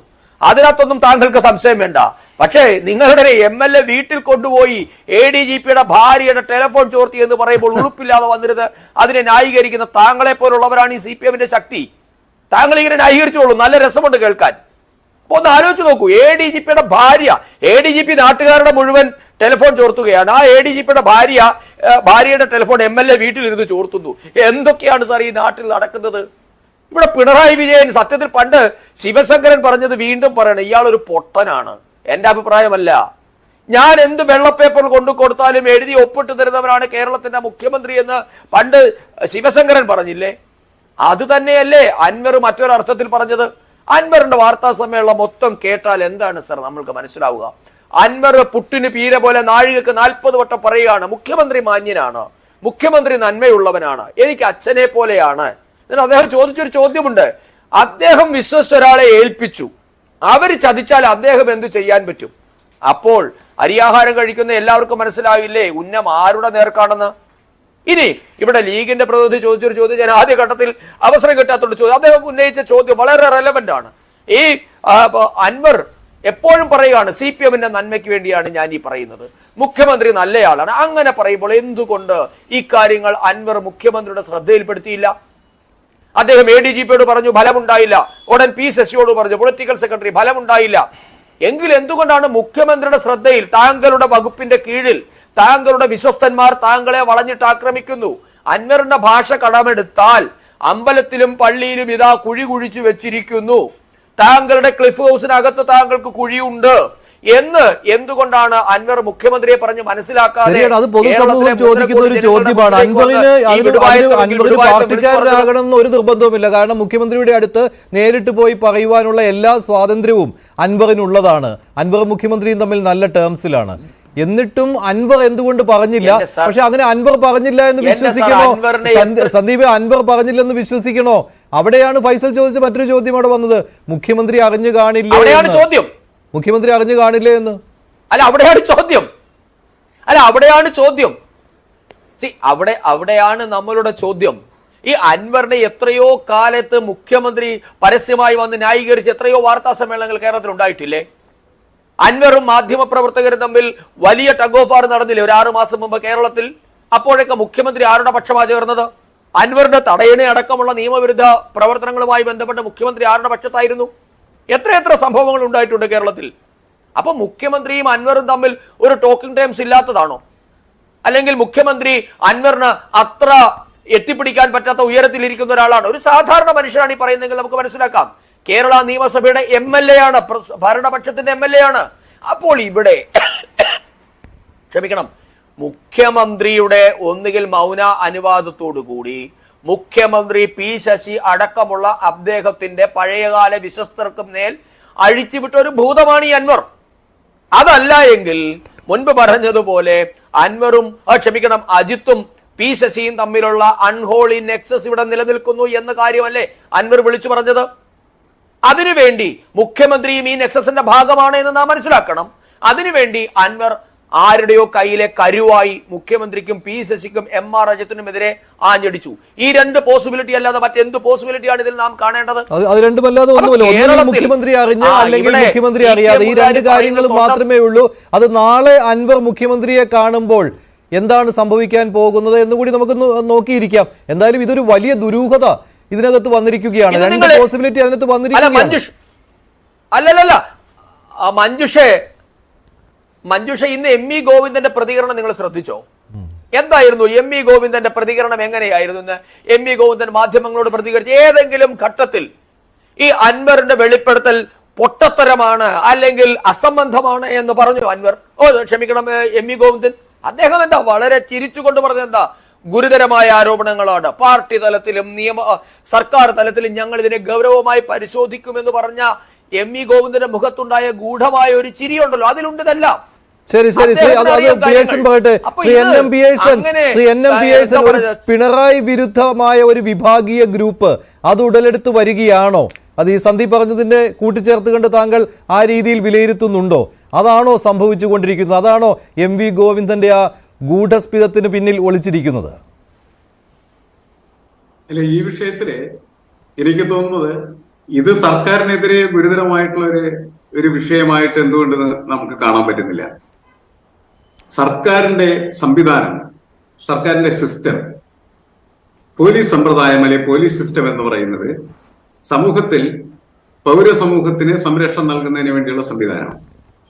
ആ സംവിധാനം വലിയ മാഫിയ സംഘമായി വളർന്നാൽ അതിനെതിരെയാണ് പൊതുസമൂഹം നിൽക്കേണ്ടത്. കാരണം നാം തെരഞ്ഞെടുത്ത് നമ്മളെ ഭരിക്കാൻ വിടുന്നതായിട്ടുള്ള സർക്കാർ ഇത്തരത്തിലുള്ള മാഫിയ സംഘങ്ങളായി മാറിയാൽ എന്താണ് പിന്നെ ജനാധിപത്യത്തിന്റെ പ്രസക്തി? എന്താണ് കേരളത്തിന്റെ രാഷ്ട്രീയത്തിന്റെ പ്രസക്തി? ഏത് രാഷ്ട്രീയ പാർട്ടികളായി കഴിഞ്ഞാലും അതിനുവേണ്ടിയല്ല നമ്മൾ ഈ രാഷ്ട്രീയത്തിൽ പ്രവർത്തിക്കുന്നതും രാഷ്ട്രീയ പാർട്ടികളെ നിരീക്ഷിക്കുകയും ചർച്ച ചെയ്യുകയും ഒക്കെ ചെയ്യുന്നത് അതിനുവേണ്ടിയല്ല. ഏറ്റവും ശരിയും ഏറ്റവും ഉചിതവുമായിട്ടുള്ള തീരുമാനങ്ങൾ ഉണ്ടാവേണ്ട ഒരു കേന്ദ്രമാണ് യഥാർത്ഥത്തിൽ ഈ ആഭ്യന്തര വകുപ്പ് എന്ന് പറയുന്നത്. മുഖ്യമന്ത്രി തന്നെ കഴിഞ്ഞ ദിവസം പോലീസുകാരുടെ സമ്മേളനത്തിൽ പറഞ്ഞത് എന്താണ്? സർക്കാരിന്റെ മുഖം എന്ന് പറയുന്നത് പോലീസിന്റെ മുഖമാണ് എന്നാണ്. ആ പോലീസിന്റെ മുഖം എന്ന് പറയുന്നത് ഗുണ്ടാവാഴ്ചയുടെ മുഖമാണെങ്കിൽ, കൊലപാതകത്തിന് സഹായിക്കുന്ന മുഖമാണ് എങ്കിൽ, സ്വർണം പൊട്ടിക്കലിന് സഹായിക്കുന്ന മുഖമാണ് എങ്കിൽ, അധോലോകത്തിന്റെ മുഖമാണെങ്കിൽ, ആ സർക്കാരിന് നേരെ ചൂണ്ടുന്നതായിട്ടുള്ള പ്രധാനപ്പെട്ട ഒരു വെല്ലുവിളി തന്നെയാണ്. സർക്കാർ അതുകൊണ്ടായിരിക്കാം പെട്ടെന്ന് നടപടികളിലേക്ക് നീങ്ങുന്നത്.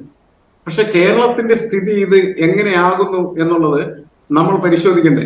കേരളത്തിൽ ജീവിക്കുന്ന മനുഷ്യരെ സംബന്ധിച്ചിടത്തോളം ഇങ്ങനെയാണ് ക്രമാസന സംവിധാനങ്ങൾ കൊണ്ടുപോകുന്ന തലത്തിൽ ഇരിക്കുന്നവർ പ്രവർത്തിക്കുന്നെങ്കിൽ അവർക്കെതിരെ നടപടി വേണം.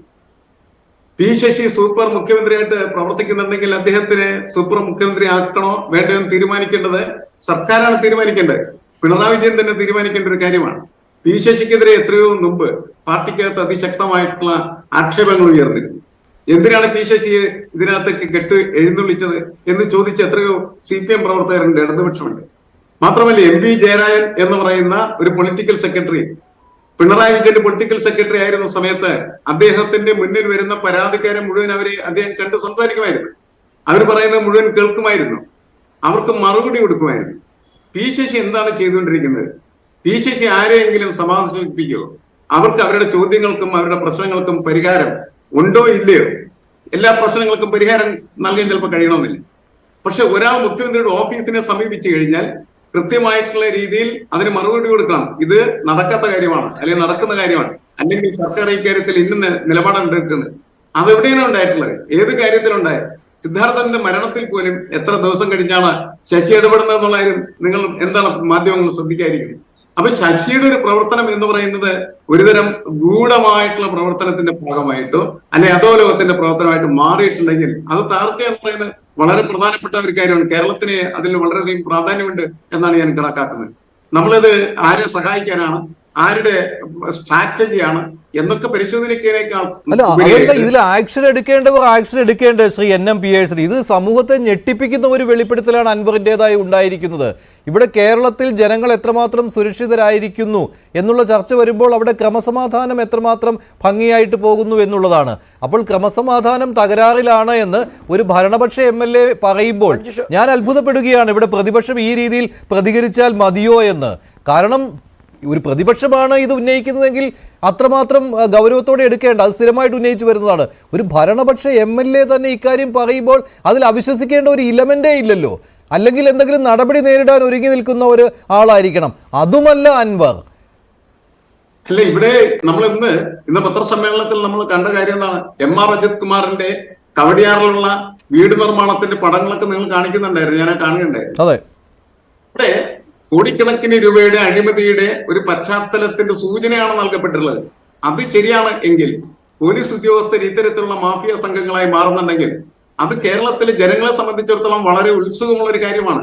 അത് മാത്രമല്ല, എത്രയോ ആളുകളുടെ കണ്ണീര്, എത്രയോ ആളുകളെ കള്ളക്കേസിൽ കൊടുക്കുന്നു, സ്വർണം പൊട്ടിക്കലിന് കൂട്ടുനിൽക്കുന്നു, കൊലപാതകം നടത്തുന്നു. ഇതൊക്കെ ഉണ്ടായിട്ടും MR അജിത് കുമാർ ഇപ്പോഴും വിലസുകയാണ്. അവിടെ നിന്ന് മാറ്റി നിർത്തുന്നു എന്നാണ് ഇന്ന് പറയുന്നത്. ഓർഡർ ഒന്നും വന്നിട്ടൊന്നുമില്ല. ഇത് നേരത്തെ നമ്മൾ കണ്ടതാണെന്നേ. വിജിലൻസ് മേധാവി പദവിയിൽ നിന്ന് മാറ്റിയിട്ട് അന്ന് എന്തായിരുന്നു ഈ സ്വപ്ന സുരേഷിന്റെ വെളിപ്പെടുത്തലൊക്കെ വന്ന സമയത്ത് അത് ശരിയാണെന്ന് അന്വേഷിച്ച് തെളിഞ്ഞപ്പോൾ മാറ്റി നിർത്തി ഉടൻ തിരിച്ചു വന്നു. എന്താണ് സന്ദീപ്? അല്ല, ഇത് ഈ ഭരണ സംവിധാനത്തിന്റെ രീതികളാണ്. ഇതിനൊരിക്കലും അനുവദിക്കാൻ അല്ല, ഞാൻ പാടില്ല. ഇതിനകത്ത് മനസ്സിലായി? ഇപ്പൊ മഞ്ജുഷ ചോദിച്ച ചോദ്യത്തിന്റെ സന്ദീപ് പറഞ്ഞോളൂ. അല്ല, ഞാൻ പറയും, ഇപ്പോ ഇതിനകത്ത് സത്യത്തിൽ എന്താണ് ഇന്ന് ഈ ഇത്ര കേരളത്തിന്റെ ചരിത്രത്തിൽ, സ്വതന്ത്ര കേരളത്തിൽ അല്ലെങ്കിൽ 56 മുതലുള്ള നമ്മുടെ മന്ത്രിസഭകളുടെ ചരിത്രം പരിശോധിച്ചാൽ സംസ്ഥാനത്തിന്റെ ക്രമസമാധാന ചുമതലയുടെ പരമാധികാരിയായ ഒരു ഉദ്യോഗസ്ഥൻ അദ്ദേഹത്തിന്റെ ഔദ്യോഗിക പദവിയിൽ ഇരുന്നു കൊണ്ട് കൊലപാതകം ചെയ്തിട്ടുണ്ട്, തട്ടിക്കൊണ്ടുപോകൽ നടത്തിയിട്ടുണ്ട്, ഭീഷണിപ്പെടുത്തൽ നടത്തിയിട്ടുണ്ട്, സ്വർണ്ണക്കടത്തൽ നടത്തിയിട്ടുണ്ട്, ടെലിഫോൺ ചോർത്തിയിട്ടുണ്ട്. നോക്കൂ നിങ്ങൾ, ഇത്രയേറെ ഗുരുതരമായ ആരോപണങ്ങൾ നേരിട്ട ഒരു സംഭവം കേരളത്തിന്റെ ചരിത്രത്തിൽ ഉണ്ടായിട്ടില്ല. എന്താണ് 24 മണിക്കൂർ 48 മണിക്കൂറിലേക്ക് പ്രവേശിക്കുന്നു? എന്താ മുഖ്യമന്ത്രി ചെയ്തത്? ഇവിടെ സുജിത് ദാസിനെ സസ്പെൻഡ് ചെയ്തു. നമ്മൾ പറയുന്നില്ലേ, അത് ഏത് പോലീസുകാരനും പറ്റുന്നതാണ്. ഇവിടെ ഒരു പെറ്റി കേസിന്റെ കാര്യത്തിൽ ലംഘനം നടത്തിയാൽ പോലും ഒരു ഉദ്യോഗസ്ഥന് നേരെ എടുക്കാവുന്ന ഏറ്റവും ലളിതവും പ്രാഥമികവുമായ നടപടിയാണ് സസ്പെൻഷൻ. അതിനകത്ത് എന്താണ് ഗൗരവമുള്ളത്? ഈ ഉദ്യോഗസ്ഥനെ അടിയന്തരമായി ADGP സ്ഥാനത്ത് നിന്ന് മാറ്റി അയാളെ അന്വേഷണം നടത്തണമെന്ന് കേന്ദ്ര ഗവൺമെന്റിനോടെങ്കിലും കത്തയക്കാനുള്ള ധൈര്യം മുഖ്യമന്ത്രിക്കുണ്ടോ? അയാളെ പൂർണ്ണമായി പോലീസ് യൂണിഫോം അയാളുടെ അഴിപ്പിച്ചു വെക്കണ്ടേ? ഇമ്മീഡിയറ്റ് സസ്പെൻഷൻ വേണ്ടേ? അല്ലാതെ അയാളെ വകുപ്പ് മാറ്റി അയാളെ പോലീസ് കൺസ്ട്രക്ഷൻ കോർപ്പറേഷന്റെ തലപ്പത്തേക്കോ ഹൗസിംഗ് ബോർഡിന്റെ തലപ്പത്തേക്കോ ട്രാൻസ്പോർട്ടിലേക്കോ കൊണ്ടുവരലാണോ നടപടി? ADGP പേടിയുണ്ട്, നിയമ നടപടിയാണ് വേണ്ടത്. കൊലപാതകം യൂണിഫോം അഴിപ്പിച്ച് വെപ്പിക്കണ്ടേ? തൊപ്പി ഊരിപ്പിക്കണ്ടേ? ശ്രീ ഡോക്ടർ ബി ജയരാജ്,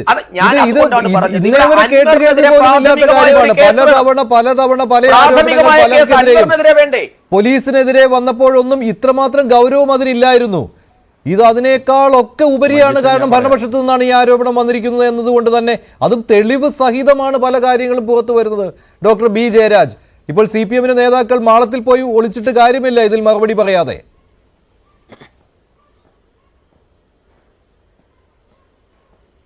തീർച്ചയായിട്ടും വളരെ ഗൗരവപരമായ ഒരു ആരോപണമാണ് PVNR ഉന്നയിച്ചത്. അതിന് തെളിവുകളൊക്കെ കളക്ട് ചെയ്യും, അതിന് കൃത്യമായിട്ടുള്ള അന്വേഷണം നടക്കുകയും ചെയ്യും.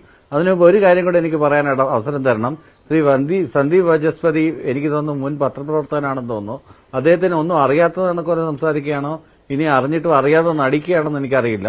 ഈ സാധനങ്ങൾ, ഈ സോഫ്റ്റ്വെയർ ഇസ്രായേലിൽ നിന്ന് വാങ്ങിയതുമായിട്ട് ബന്ധപ്പെട്ടിട്ട് അത് ഇന്ത്യൻ നാവികസേനയോ കരസേനയോ വ്യോമസേനയോ ഒന്നും വാങ്ങിയതല്ല. അത് വാങ്ങിയത് ഇവിടുത്തെ നാഷണൽ ഇൻവെസ്റ്റിഗേഷൻ ഏജൻസീസ് വാങ്ങിയതല്ല. അത് പാർലമെന്റിലും രാജ്യസഭയിലും ചർച്ചയായതാണ്. പ്രതിപക്ഷ നേതാക്കളുടെ ഫോൺ ചോർത്താൻ വേണ്ടി മാത്രമാണെന്ന് ദിവസങ്ങളോളം ദേശീയ പത്രങ്ങൾ അടക്കം എല്ലാ ദേശീയ ചാനലുകളും ചർച്ച ചെയ്ത വിഷയമാണ്. അതിനി കണ്ണടച്ചിരുട്ടാക്കിയിട്ട് കാര്യമില്ല. ചെയ്തത് തന്നെ ആണ് എന്നെനിക്ക് പറയേണ്ടി വരുന്നു. അതിനോടൊപ്പം തന്നെ ഈ അൻവർ ഉന്നയിച്ച വിഷയങ്ങൾ അത്യന്തം ഗൗരവകരമാണെന്ന് കേൾക്കുന്ന എല്ലാവർക്കും അറിയാം. അതിന്റെ തെളിവുകൾ അനുസരിച്ച് ആ തെളിവുകളുടെ മെറിറ്റ് അടിസ്ഥാനത്തിൽ പരിശോധിച്ച് അതിനകത്ത് തെളിവുകൾ ഉണ്ടെന്നുണ്ടെങ്കിൽ തീർച്ചയായിട്ടും നടപടിയെടുക്കുകയും എടുത്തു ചാടി ഒരാളെ അങ്ങ് നമ്മൾ ഇന്നൊരു വാർത്ത വന്നാൽ നാളെ നടപടിയെടുക്കുക പറ്റില്ല.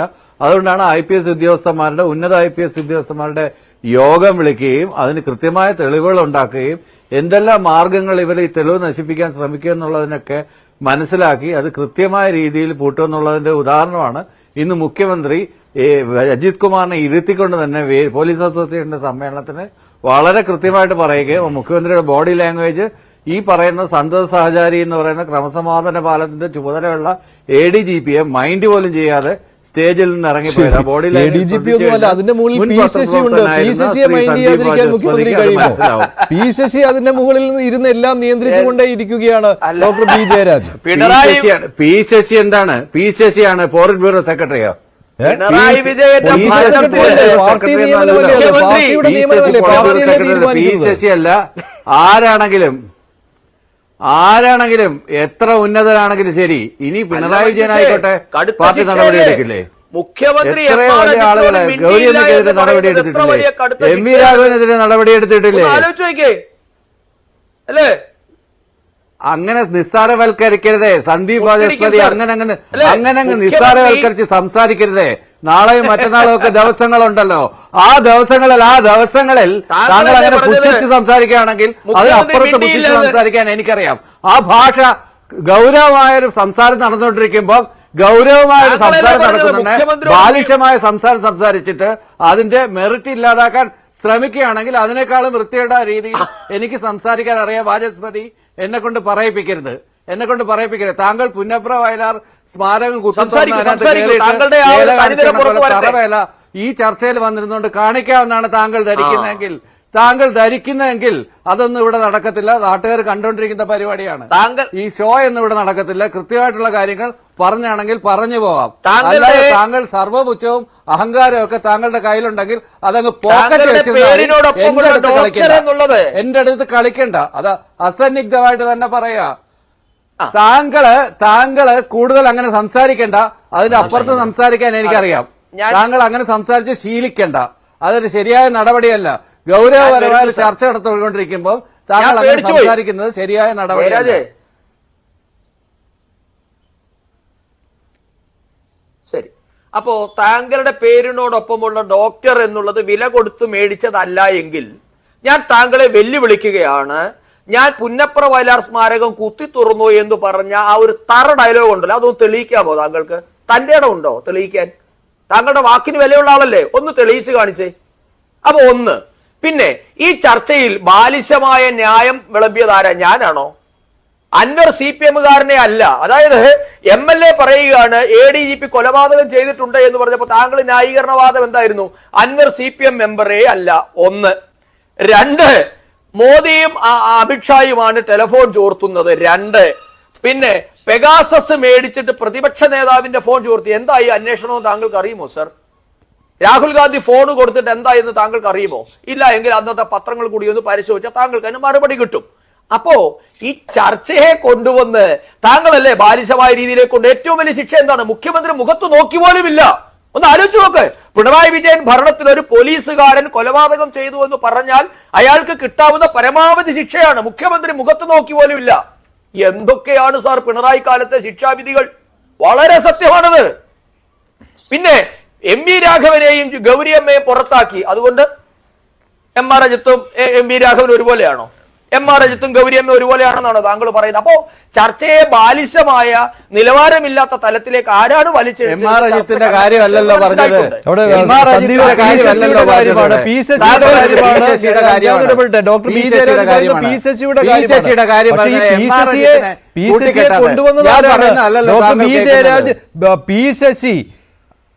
ശശി എങ്ങനെയാണ് പൊളിറ്റിക്കൽ സെക്രട്ടറി ആയത്? ശശി നടപടിക്ക് അല്ല, ഇവിടെ അത് കൃത്യമായിട്ട് എനിക്ക് തോന്നുന്നു ശ്രീ NM പറയും. ശശി നടപടിക്ക് വിധേയനായത് എന്ത് കേസിലായിരുന്നു താങ്കൾക്ക് അറിയുമോ? അതല്ല എങ്കിൽ കണ്ണൂരിലെ സഖാക്കന്മാരെ വിളിച്ചൊന്ന് ചോദിക്കണം. ഏത് വിഷയത്തിലായിരുന്നു ശശി പാർട്ടിക്ക് പുറത്തു പോയത്? ഏത് സാഹചര്യത്തിലാണ് ശശി തിരികെ അകത്തു വന്നത്? ആദ്യം അഭിഭാഷക അസോസിയേഷൻ വഴി എങ്ങനെയാണ് ശശി ക്ലിഫ് ഹൗസ് വരെ എത്തിയത്, സെക്രട്ടേറിയറ്റ് വരെ എത്തിയത് എന്ന നാൾ വഴി താങ്കൾ ആദ്യം ഒന്ന് പരിശോധിക്കൂ. എന്നിട്ട് താങ്കൾ ശശിയുടെ മഹത്വവും മുഖ്യമന്ത്രിയുടെ മഹത്വവും പറഞ്ഞ് ഞങ്ങളെ വരുത്താൻ വാ. അപ്പൊ അതുകൊണ്ട് ചരിത്രം അറിയാതെ വെറുതെ വന്നിരുന്നിട്ട് പറയരുത്. ശശി ഏത് കേസിലാണ് CPM പുറത്താക്കിയത് താങ്കൾക്ക് അറിയില്ലെങ്കിൽ ദേവി അത് ശ്രീ NM ചോദിക്കും. അദ്ദേഹം വളരെ കൃത്യമായി പറഞ്ഞു തരും. അപ്പൊ ആ ചരിത്രം എന്നെ കൊണ്ട് പറയിപ്പിക്കരുത് ദേവി ഇത്. അപ്പൊ അതുകൊണ്ട് ശശി അങ്ങ് മുഖ്യമന്ത്രിയെ പേടിയാണോ പേടിയല്ലോ എന്നൊക്കെ കാലം തെളിയിക്കട്ടെ. എനിക്ക് അതിൽ അഭിപ്രായമൊന്നുമില്ല. ഇപ്പൊ നമ്മൾക്ക് ശശി എന്നുള്ളത് പുകമറയ്ക്കകത്തു നിൽക്കുന്നതാണ്. അദ്ദേഹത്തെ പറ്റി ഞാൻ അനാവശ്യമായ ആരോപണവും പറയുന്നില്ല. താങ്കൾ പറഞ്ഞതിന്റെ മറുപടി മാത്രമാണ് ഞാൻ ഈ പറയുന്നത്. അപ്പൊ അതുകൊണ്ട് രാഷ്ട്രീയമായ കാര്യങ്ങൾ പറയുന്നതിന് മുൻപ് അതിന്റെ ലീഗാലിറ്റി എന്താണെന്ന് കൂടി ഒന്ന് പരിശോധിക്കുക. മുൻകാല ചരിത്രം പരിശോധിക്കുക. കാര്യം കേരളത്തിന്റെ പൊതുസമൂഹത്തിന് മുൻപിൽ ഇതൊക്കെ ഉണ്ട് സർ. ഞങ്ങളൊക്കെ പണ്ട് VS അച്യുതാനന്ദൻ പറഞ്ഞതുപോലെ അരിയാഹാരം തന്നെ കഴിക്കുന്നവരാണ്, ഞങ്ങൾക്ക് മനസ്സിലാകും. അതുകൊണ്ട് താങ്കൾ പറഞ്ഞല്ലോ ഞാൻ എന്തോ പറഞ്ഞാൽ താങ്കളുടെ വായിൽ നിന്ന് കേൾക്കുമെന്ന്. അത് തന്നെയാണ് ഞങ്ങൾക്ക് വേണ്ടത്. താങ്കൾ പറയൂ പ്ലീസ്, കേൾക്കട്ടെ. പൊതു കേരളത്തിന്റെ ജനം കേൾക്കട്ടെ. താങ്കളുടെ യഥാർത്ഥ നിലവാരം പുറത്തു കാണിക്കൂ. താങ്കൾ ഒരു പ്രശ്നവുമില്ല, എന്തും താങ്കൾക്ക് പറയാം. Doctor B. ജയരാജ്,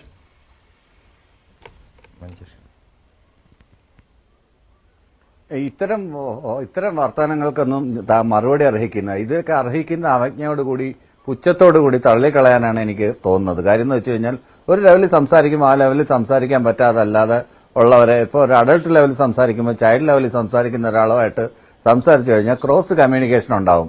എനിക്ക് ആ ക്രോസ് കമ്മ്യൂണിക്കേഷന് താല്പര്യമില്ല. അതുകൊണ്ട് തന്നെ അദ്ദേഹം എന്റെ മറുപടി അർഹിക്കുന്നില്ല. അത്തരത്തിലുള്ള ഒരാൾ വരുമ്പോൾ, എന്റെ മറുപടി അർഹിക്കുന്ന ഒരാൾ വരുമ്പോൾ ഞാൻ മറുപടി പറയാം. ശരി ഡോക്ടർ ബി ജയരാജ്, ഞാൻ ഫൈസൽ ബാബുവിലേക്ക് പോവുകയാണ്. ഫൈസൽ ബാബു, ഈ മലപ്പുറത്ത് നിന്നുകൊണ്ട് വീക്ഷിക്കുമ്പോൾ ഈ അൻവറിൽ ഈ കഴിഞ്ഞ കുറെ നാളുകളായി കണ്ട എന്ത് മാറ്റമാണ് ഇങ്ങനെ ഒരു ആരോപണത്തിലേക്ക് വരുവാനുള്ള ഒരു സാഹചര്യം ഉരുത്തിരിഞ്ഞു വന്നത്? ഈ അടുത്ത സമയത്ത് മലപ്പുറം SP ആയിട്ട് ഒരു അഭിപ്രായ വ്യത്യാസം ഉണ്ടാകുന്നു. അവിടെ സ്റ്റേജിൽ വെച്ച് തന്നെ പരസ്യമായിട്ട് SP-ക്കെതിരെ അൻവർ സംസാരിക്കുന്നു. SP അവിടെ നിന്ന് ഇറങ്ങിപ്പോകുന്നു. പിന്നെ നേരത്തെ അവിടെ നിന്ന് സ്ഥലം മാറിപ്പോയ പത്തനംതിട്ടയിൽ ചാർജ് എടുത്ത SP-യുമായിട്ടുള്ള അഭിപ്രായ വ്യത്യാസം പുറത്തു വരുന്നു. അവിടെ MR അജിത് കുമാറാണ് ഇവരെയൊക്കെ സംരക്ഷിക്കുന്നത് എന്ന രീതിയിലേക്ക് അത് ഡെവലപ്പ് ചെയ്ത് കൊണ്ടുവരുന്നു അൻവർ. അപ്പോൾ എന്തെല്ലാം നീക്കങ്ങൾ അൻവർ നടത്തുന്നുണ്ടായിരുന്നു? ഇത് ലീഗിന് ഇത് ബോധ്യമുണ്ടായിരുന്നോ? എങ്ങനെയാണ് താങ്കൾ കാണുന്നത് ഇതിനെ?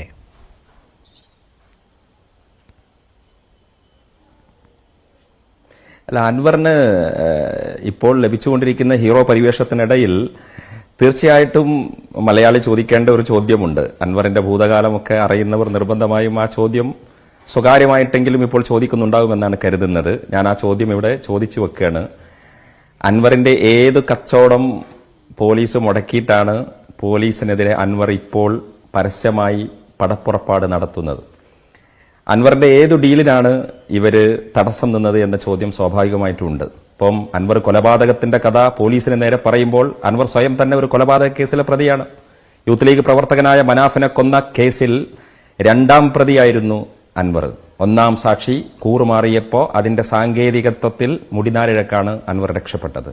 കാവടിയാറിൽ കയ്യേറ്റം ചെയ്തു പോലീസ് എന്ന് അൻവർ വിരൽ ചൂണ്ടുമ്പോൾ അൻവർ അദ്ദേഹത്തിന്റെ റിസോർട്ട് കയ്യേറ്റം ചെയ്തതും അത് ഹൈക്കോടതി ഇടപെട്ടതും 4 അരുവികളുടെ സ്വാഭാവികമായ ഒഴുക്ക് തടയുന്ന വിധത്തിൽ തടയിണ കെട്ടി. ആ തടയിണ പൊളിക്കാൻ വേണ്ടി പ്രതിപക്ഷ പാർട്ടികളൊന്നുമല്ല സമീപിക്കുന്നത്, ഗ്രീൻ മൂവ്മെന്റ് എന്ന് പറയുന്ന പരിസ്ഥിതി പ്രവർത്തകർ സമീപിക്കുകയാണ്. അൻവർ എന്താ ചെയ്തത്? ഇപ്പോൾ ഈ പോലീസിലെ പ്രമാണിത്തരത്വത്തിനെതിരെ സംസാരിക്കുന്ന അൻവർ ചെയ്തത് ഈ 4 തടയിണകൾ പൊളിച്ചിട്ട് ഈ 4 അരുവികളും മണ്ണിട്ട് മൂടുകയാണ് ചെയ്തത്. മാത്രവുമല്ല, ഇരുവഴിഞ്ഞിപ്പുഴകയിൽ നിന്ന് ഒഴുകുന്ന ഏക കൈവഴിയായ ഒരു അരുവിയുടെ സ്വാഭാവികമായ ഒഴുക്കിനെയും അൻവർ തടയുന്നുണ്ട്. അപ്പോൾ അൻവർ കയ്യേറ്റത്തിന്റെ കഥ പറയുമ്പോൾ അൻവറും കയ്യേറിയ ചരിത്രമുണ്ട്. അൻവർ കൊലപാതകത്തിന്റെ കഥ പറയുമ്പോൾ അൻവറിന്റെ കയ്യിലും കൊലപാതകത്തിന്റെ കുപ്രസിദ്ധമായ ചരിത്രമുണ്ട്.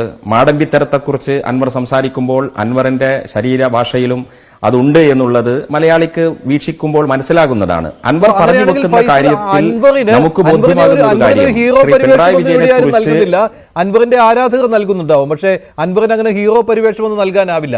അപ്പോൾ അൻവറിന് ഏത് പുതിയ സംരക്ഷകരെയാണ് ആവശ്യമായി വന്നിരിക്കുന്നത്? അതാണല്ലോ ഈ മാറ്റം എന്ന് പറയുന്നത്. അതോടൊപ്പം തന്നെ അൻവർ പറയുന്നുമുണ്ട് മുഖ്യമന്ത്രിയെ പിതൃതുല്യനായിട്ടാണ് അദ്ദേഹം കാണുന്നത് എന്ന്. അപ്പോൾ അൻവറിന് അങ്ങനെ പുതിയ സംരക്ഷകരെ ഒരുക്കിയെടുക്കേണ്ട ഒരു സാഹചര്യം വന്നിട്ടുണ്ടോ? പഴയ ആളുകൾ അൻവറിനെ കൈവിടുന്നുണ്ടോ? അങ്ങനെ എന്തെങ്കിലും സംഭവിച്ചാലാണല്ലോ, അല്ലെങ്കിൽ പുതിയ രാഷ്ട്രീയ ലക്ഷ്യങ്ങൾ, ലാവണങ്ങൾ അൻവർ തേടുന്നുണ്ടോ? അങ്ങനെ എന്തെങ്കിലും ഇതിന് പിന്നിലുണ്ടോ?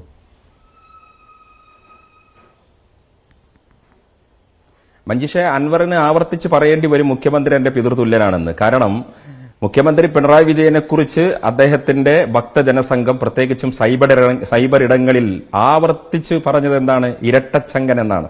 ഇപ്പോൾ അൻവർ 48 മണിക്കൂറിൽ അദ്ദേഹം പറഞ്ഞുകൊണ്ടിരിക്കുന്ന ഒരു കാര്യം, കേരളത്തിന്റെ പ്രബുദ്ധ ജനങ്ങളെ, നിങ്ങൾ പറയുന്ന ഈ പിണറായി വിജയന് ഇരട്ടച്ചങ്കല്ല, ഒരു ചങ്ക് പോലുമില്ല എന്നാണ് അദ്ദേഹത്തിന്റെ ആരോപണങ്ങളെ ഒരു വരിയിൽ ചുരുക്കിയാൽ നമുക്ക് മനസ്സിലാകുന്ന ഒരു കാര്യം എന്ന് പറയുന്നത്. അതുകൊണ്ട് ശ്രീ പിണറായി വിജയന്റെ പ്രൊഫൈലിനെതിരെയാണ് അൻവർ ഇപ്പോൾ നടത്തിക്കൊണ്ടിരിക്കുന്നത്. ആ 48 മണിക്കൂറിനകം ഇദ്ദേഹം നടത്തിയ ആരോപണങ്ങൾ അതിഭീകരമായ ആരോപണങ്ങൾ. ഞാൻ ഈ തൃശൂർ പൂരത്തിലേക്ക് വീണ്ടും വരികയാണ്. ഇപ്പൊ ഇവിടെ നേരത്തെ BJP-യുടെ പ്രതിനിധി ചോദിച്ചു എന്തേ നടപടി എടുക്കാത്തത്? അതിന് CPM-ന്റെ സഹയാത്രികൻ പറഞ്ഞത് മുഖ്യമന്ത്രി നടപടി എടുത്തിരിക്കുന്നു. എനിക്കത് കേട്ടപ്പോൾ ഭയങ്കര ചിരി വന്നു. കാരണം ശരീരഭാഷയിലൂടെ, ബോഡി ലാംഗ്വേജിലൂടെ പ്രതികരിച്ചിരിക്കുന്നു എന്നാണ് പറയുന്നത്.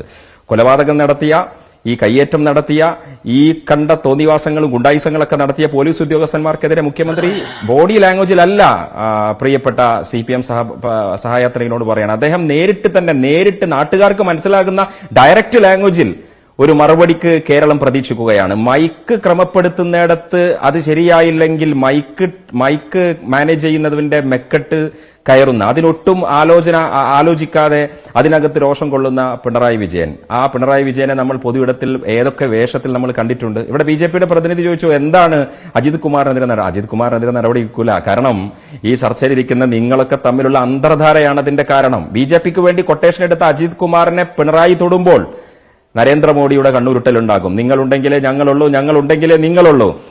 തൃശൂർ പൂരം കലക്കി ഭഗവതി, നമ്മുടെ തിരുവമ്പാടി ഭഗവതിയുടെ എഴുന്നള്ളിപ്പിനെ തടുക്കുകയാണ്. പൂരനഗരിയിലേക്ക് ജനങ്ങളെ കടത്തിവിടാതെ ബാരിക്കേഡ് വെച്ച് ബ്ലോക്ക് ചെയ്യുകയാണ്. രാത്രിയിൽ വെടിക്കെട്ട് കാണാൻ വന്ന മനുഷ്യരെ ലാത്തി വീശി ഓടിക്കുകയാണ്. രാത്രി 3 മണിക്ക് നടത്തേണ്ടുന്ന വെടിക്കെട്ടിനെ തടുത്തു വെച്ച് അവസാനം പകലിൽ വെടിക്കെട്ട് നടത്തുകയാണ്. അങ്ങനെ ഇത് അങ്കിത് അശോകൻ എന്ന് പറയുന്ന ഒരു കമ്മീഷണർ ഇതൊക്കെ ചെയ്യുമെന്ന് നമ്മൾ വിശ്വസിക്കണോ? അൻവർ പോലും പറഞ്ഞല്ലോ, നിഷ്കളങ്കരെ നിങ്ങളത് വിശ്വസിക്കുമോ എന്ന് അൻവർ ചോദിച്ചല്ലോ.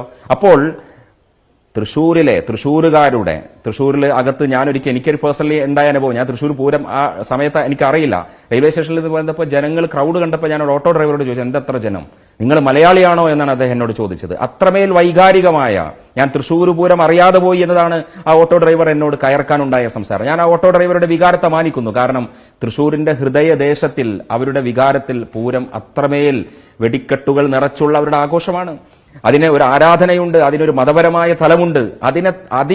അതിനെ ഈ മതപരമായ സ്പേസിലും വിശ്വാസത്തിന്റെ സ്പേസിലും പള്ളിയിലും അമ്പലത്തിലും ഒക്കെ കയറി സ്പർദ്ധയുണ്ടാക്കി കുഴപ്പമുണ്ടാക്കി അധികാരത്തിലേക്ക് നടന്നു പോവുക എന്നുള്ളതാണല്ലോ ബി.ജെ.പിയുടെ ജനിതകവും ജാതകവും.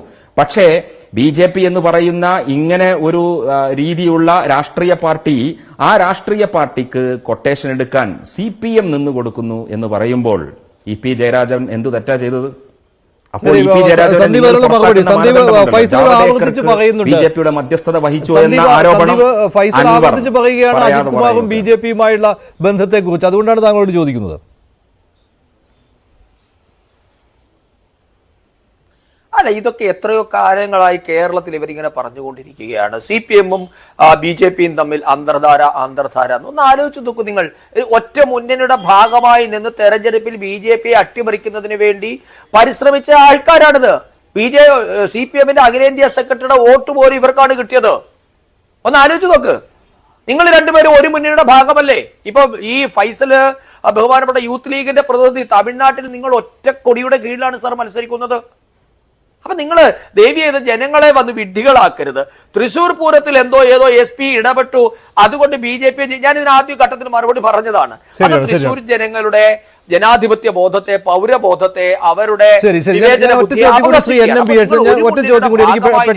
ഫൈസൽ ബാബുവിന്റെ ഒരു ചോദ്യത്തിലാണ് എനിക്ക് താങ്കളുടെ ചോദ്യം ഉന്നയിക്കുവാൻ തോന്നിയത്. ശ്രീ NM പിയേഴ്സൺ, ഇപ്പോൾ ഈ അൻവറിനെ പോലെ ഉള്ള ഒരാളുടെ സഹായമൊന്നും മുഖ്യമന്ത്രിക്ക് ആവശ്യമില്ലല്ലോ.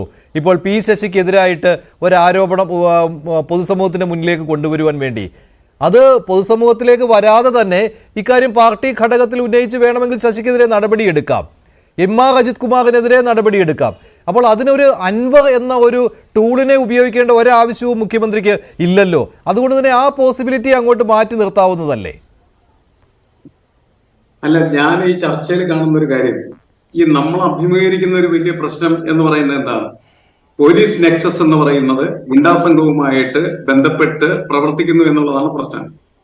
അൻവറിനെ കുറിച്ചൊന്നും എനിക്ക് എനിക്കൊരു ക്രെഡിബിലിറ്റി ഒന്നുമില്ല അദ്ദേഹത്തെ കുറിച്ച്, രാഷ്ട്രീയക്കാരൻ നൽകി. അദ്ദേഹത്തെ കുറിച്ച് മാത്രമല്ല, പലർക്കും നമ്മുടെ കേരള രാഷ്ട്രീയത്തിലുള്ള രാഷ്ട്രീയ നേതാക്കളുടെ ക്രെഡിബിലിറ്റി വളരെ വളരെ പരിങ്ങലിലുള്ളതാണ് എന്ന് വിശ്വസിക്കുന്ന ഒരാളാണ്.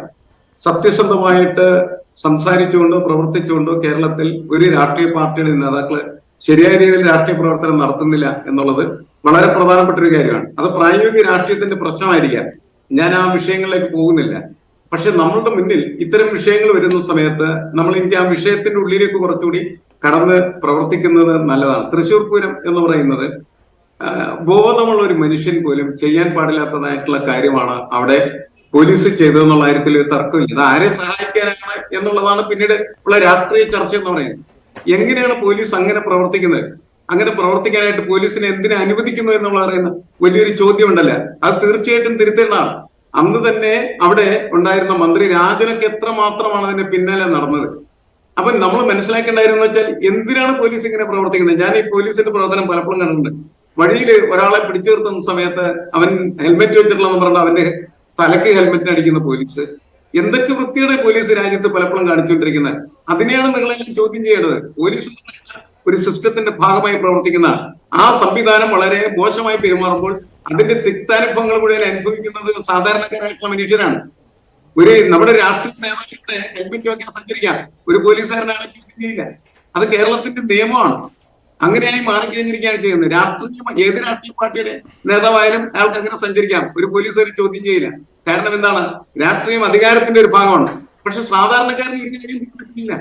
പോലീസ് വളരെ മോശമായി കഴിഞ്ഞാൽ അല്ലെങ്കിൽ ഗുണ്ടാ സംഘത്തിന്റെ ഭാഗമായി കഴിഞ്ഞാൽ അതിന്റെ ഒരു വലിയ പ്രശ്നം എന്ന് പറയുന്നത് സാധാരണ ജനങ്ങളാണ് അത് മുഴുവൻ നേരിടേണ്ടി വരുന്നത്. ശരിയാണ്, ആ സാധാരണ ജനങ്ങൾ തന്നെയാണ് ഈ ചോദ്യം ചോദിക്കുന്നത്. ക്രമസമാധാന പാലനത്തിന്റെ ചുമതലയുണ്ടായിരുന്ന ADGP മുഖ്യമന്ത്രിയുടെ പൊളിറ്റിക്കൽ സെക്രട്ടറിയുമായി കൂട്ടുചേർന്ന് എന്തൊക്കെ കൊള്ളരുതായ്മകളാണ് ഇവിടെ നടത്തിയത്? എന്നിട്ടും ഒരു ഭരണപക്ഷ MLA തന്നെ ഇങ്ങനെയൊരു വെളിപ്പെടുത്തൽ നടത്തിയിട്ടും എന്തുകൊണ്ടൊരു നടപടിയും ഉണ്ടാകുന്നില്ല? ഡിബേറ്റിൽ പങ്കെടുത്ത എല്ലാ അതിഥികൾക്കും നന്ദി. ഇന്നത്തെ ചോദ്യം ഇതായിരുന്നു: അൻവറിന്റെ വെളിപ്പെടുത്തലിൽ തെളിയുന്നത് മുഖ്യമന്ത്രിയുടെ വീഴ്ചയോ? അതേയെന്ന് 87% പ്രേക്ഷകർ, അല്ല എന്ന് 10%. ഡിബേറ്റ് അവസാനിക്കുന്നു. നന്ദി, നമസ്കാരം.